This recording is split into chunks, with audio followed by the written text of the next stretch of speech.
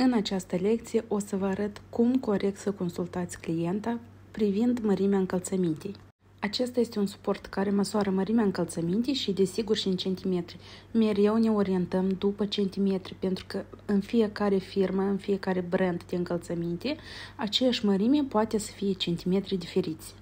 De aceea, de exemplu, dacă la Puma încălțați mărimea 40, poate să fie superbă, dacă, de exemplu, la Nike 40 poate să fie mică sau mare. De aceea ne orientăm mereu în centimetri. Așezăm talpa pe suport, celălalt picior alături și îl relaxăm. Și din câte observăm, mărimea potrivită a încălțămintei este 43, adică trebuie să avem jumătate de mărime minim, cel mai bine chiar o mărime în plus, pentru că când clienta face un pas, în încălțăminte trebuie să fie loc de rezervă, pentru că piciorul este mereu în mișcare.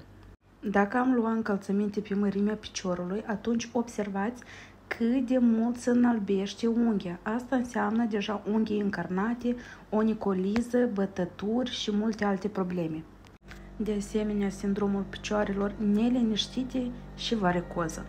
Dacă vă întrebați cum în magazin noi putem să controlăm dacă este potrivită mărimea la încălțăminte, atunci poftim.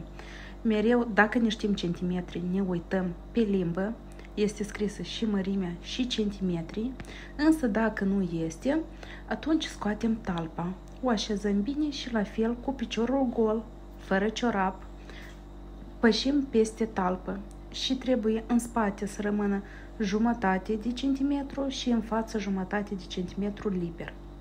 Dacă observați în spate și în față deja este bine, însă pe laterală este un pic cam strâmt, însă asta nu este atât de critic pentru că practic toate degetele încap în tălpiță.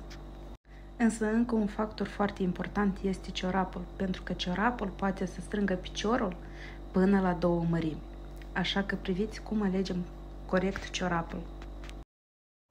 Marea majoritate a clientilor portă așa gen de ciorapi. Uitați-vă cât sunt de mici. Asta este catastrofal. Haideți să-i încălțăm și o să observați cât de mult ele deformează piciorul. Din start puteți observa cum se îndoaie degetele și cât de mult se întinde și parcă s-a strâns sub forma de semnul întrebării piciorul nostru. Haideți să-l punem pe suportul nostru.